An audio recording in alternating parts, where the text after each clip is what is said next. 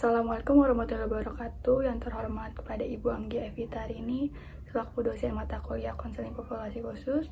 Di sini saya Wanda Apriliani ingin menjelaskan mengenai penyakit kronis, yaitu tentang tumor ganas. Pertama ada profil klien, yaitu nama samarannya MHI, usianya 26 tahun, golongan darahnya O, anak ke-1, alamatnya di Jalan Buni, Kelurahan Munjul, Kecamatan Cipayung, agamanya Islam, berat badannya 47 dan tinggi badannya 168. Lalu memiliki masalah tentang penyakit kronis yaitu tumor ganas. Selanjutnya ada deskripsi keadaan keluarga, yaitu MHI itu adalah anak pertama. Ayah dan ibunya hidup dengan lumayan tentram.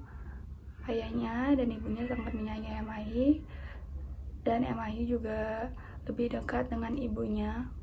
MHI juga cukup dekat dengan adiknya, dan dia lebih dekat dengan adiknya yang terakhir dibandingkan dengan adiknya yang kedua. Walaupun begitu, MHI tetap menyayangi kedua adiknya. Dalam keluarga MHI ini misalnya ketika anak-anaknya belum makan gitu, nah nanti ibunya tuh suka mengingatkan untuk anaknya makan, tapi MHI ini suka bandel gitu, suka menunda-nunda untuk tidak makan. Jadi dia suka lupa untuk makan, jadi makannya nanti-nanti dan bisa sore hari dengan porsi yang banyak. MHI keadaan ekonominya sederhana, jadi kebutuhan sehari-harinya dapat tercukupi dengan baik. Misalnya kayak sehari tuh makannya 3 kali gitu. Nah, ini dari dulu, dari kecil misalnya suka banget main game, terus main dengan teman-temannya dan sampai melupakan waktu makan. Nah, lalu semenjak MHI masuk sekolah menengah kejuruan, MHI makannya semakin tidak teratur lagi, jadi semakin lupa untuk makan, menunda-nunda terus. Di rumah pun MHI kadang suka nyemil gitu, suka makan yang tinggi lemak. MHI lulus dari sekolah menengah kejuruan atau SMK, dia mendaftar di salah satu restoran dan dia keterima di salah satu restoran fast food. Jadi di pekerjaan tersebut tuh MHI merasa bahwa dirinya baik-baik saja, bahwa dia bisa mempekerjakan pekerjaan tersebut dengan baik. Namun pada kenyataannya MHI itu sering menunda-nunda makan gitu. Terus kalau misalnya istirahat nih, dia suka banget makannya nanti-nanti aja dan makannya sedikit. Terus pulang kerja juga tidak makan lagi di rumah. Misalnya di restoran itu sedang sibuk, jadi kan dia bekerja terus-terusan sampai dia menahan buang air kecil gitu, selalu menahan gitu. Jadi itu kebiasaannya semenjak bekerja. Selain malas makan nih, dia juga sering mau makan fast food dan sering begadang gitu. Itu dilakukan sejak dulu ya. Setelah bekerja di restoran itu kurang lebih 1,5 tahun, nah emang itu mendapat jatah libur. Nah, suatu ketika dia sakit pada saat libur itu. Nah, pada hari pertama sakit, itu merasakan sakit pada bagian perutnya dan sampai membuat dia susah bergerak. Nah, dia menganggap itu hanya sakit biasa saja, namun hari kedua juga makin sakit. Penyakit yang ada di perutnya itu dia makin mulus, makin gak bisa buang air kecil, jadi sulit gitu, jadi mau makan juga sulit. Pada hari ketiga juga sama, semakin meningkat, dia sampai menjerit-jerit gitu. Nah, puncaknya pada hari keempat dia sudah tidak tahan lagi, dia sampai menjerit dan bilang ke ibunya untuk dibawa ke rumah sakit. Nah, saat di rumah sakit dia diperiksa oleh dokter, ternyata dia divonis mengidap tumor. Kata dokter dia harus segera dioperasi, lalu besoknya dia langsung dioperasi untuk mengangkat tumor tersebut. Nah, setelah dioperasi dia masuk ruang ICU kurang lebih 2 atau 3 hari. Lalu setelah masuk ruang ICU itu dia ke kamar yang biasa ke 4 harian. Nah, di situ dia makan traktor, dicek oleh dokter semuanya. Pulang ke rumah dia juga memeriksakannya di pemeriksaan selanjutnya apakah tumor itu ganas atau tidak. Pemeriksaan tersebut ternyata MHI didiagnosis memiliki tumor ganas dalam dirinya. Jadi Saat mengetahui tumor ganas tersebut, MAI mendapat rujukan untuk melakukan kemoterapi. Nah, beberapa minggu setelahnya MAI melakukan kemoterapi dan harus ke rumah sakit gitu yang jauh. Jadi MAI melakukan kemoterapi ditemani oleh ibunya. Jadi mereka berangkat bareng naik Transjakarta. Pulang menjalani kemoterapi juga MAI badannya agak lemas, jadi berefek pada tubuhnya gitu. Setelah melakukan kemoterapi 2 kali 3 kali, nah MAI mulai rambutnya rontok terus-terusan, bahkan sampai ke kasur dan lantai saat dia berjalan gitu di rumahnya. Sampai botak juga dia akhirnya dibotakan.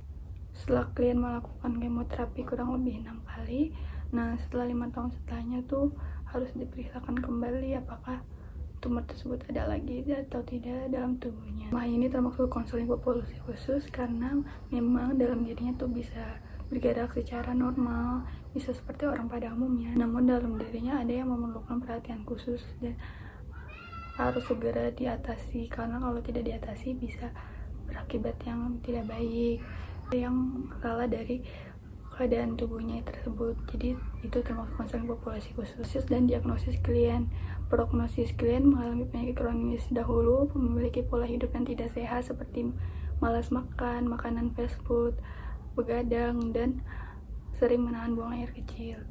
Yang akan datang, klien mengalami masalah pada kesehatannya dan mengidap penyakit kronis yaitu tumor ganas. Diagnosis ini masalah klien adalah sebagai berikut.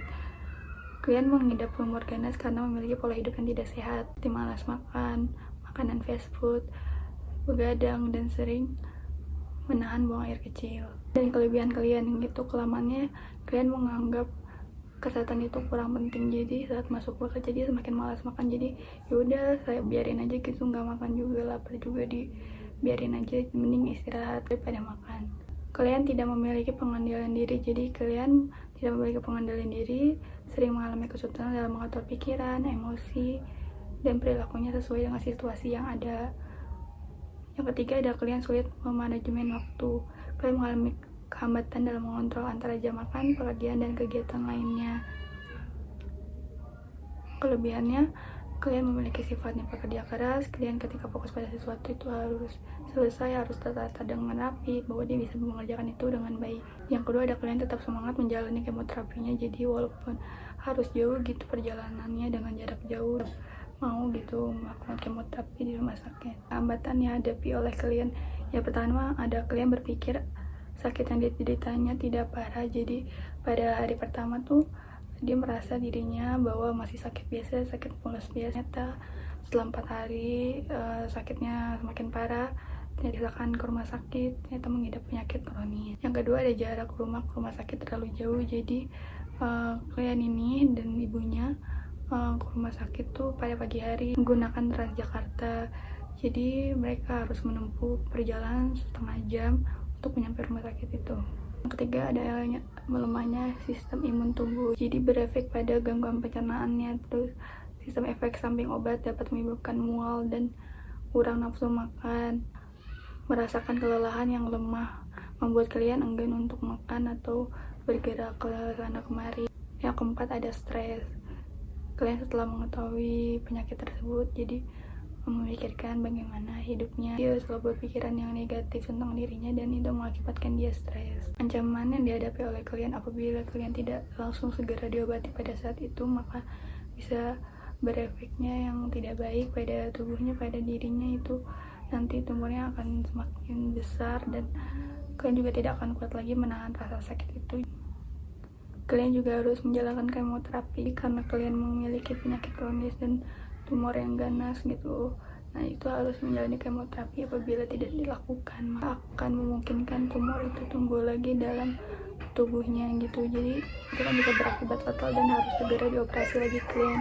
Nah, itu juga akan membuat klien menjadi masalah dalam dirinya. Peluang yang diketahui dan dicoba oleh klien.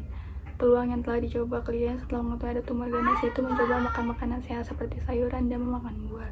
Jadi saat kalian ingin cemilan gitu diganti dengan memakan buah seperti mangga, apel, atau buah lainnya. Lalu kalian juga mulai mengurangi tidur larut malam. Jadi kalian ini dulunya kan suka tidur larut malam. Nah, saat mengetahui tumor ini dia jadi menjaga pola tidurnya dengan baik. Misal jam 9 udah tidur 9 malam. Layanan konseling yang diberikan saat observasi dan jelaskan. Layanan yang diberikan kepada klien ini menggunakan layanan konseling individu, di mana layanan konseling individu ini adalah pemberian bantuan dari seorang konselor kepada klien yang memiliki masalah. Nah, ini bertujuan agar mengatasi masalah klien tersebut agar selesai. Konseling individu ini melakukan 3 tahap, yaitu yang pertama ada tahap awal. Nah, pada tahap ini konselor membangun hubungan baik dengan klien, pertanyaan-pertanyaan terbuka, menanyakan kabar, dan melakukan attending ramah dengan senyuman agar klien bisa merasakan kedekatan dengan konselor. Lalu konselor juga menjelaskan apa itu konseling dan asas-asas yang ada di dalamnya. Kedua ada tahap inti. Yang pertama ada menjelajahi dan mengeksplorasi masalah klien untuk mengetahui apa sih masalah ini, penyebabnya bagaimana, kok bisa terjadi hal seperti ini gitu. Contohnya seperti konselor selalu merespon dan menanggapi ketika klien menceritakan masalahnya. Kedua ada konselor melakukan assessment atau penilaian kembali. Yang ketiga ada tahap akhir. Konselor bersama klien membuat kesimpulan mengenai hasil proses konseling. Klien menetapkan rencana atau solusi yang akan dilakukan untuk mengatasi masalah tersebut. Jadi di sini klien memberikan solusinya, meningkatkan nafsu makannya, menjaga makanannya agar tetap sehat, dan mengurangi makanan fast food, menjaga pola tidurnya, dan tidak menahan-nahan lagi ketika ingin buang air kecil. Yang ketiga ada mengevaluasi jalannya proses dan akhir konseling atau penilaian segera. Contohnya konselor menanyakan tentang pemahaman klien tentang permasalahan ini, lalu klien menyimpulkan permasalahan ini. Evaluasi. Nah, setelah menjalani konseling, pada awalnya tuh klien merasa gugup gitu untuk berbicara dengan konselor, namun setelah konselor memberikan pertanyaan-pertanyaan terbuka, menanyakan tentang keadaan klien, kabar klien bagaimana, nah baru klien itu mulai merasa bisa nih menceritakan hal ini bisa kepada konselor. Jadi selama klien menjelaskan permasalahan yang dihadapinya, dia aktif, dia mau menjelaskan permasalahan itu dengan baik. Lalu klien mengetahui nih permasalahan dalam dirinya setelah menceritakan masalah tersebut dan paham apa bukan konseling ini. Dia juga mengetahui solusi yang akan diambilnya untuk kedepannya nanti. Sekian presentasi dari saya, kurang lebih mohon maaf. Wassalamualaikum warahmatullahi wabarakatuh.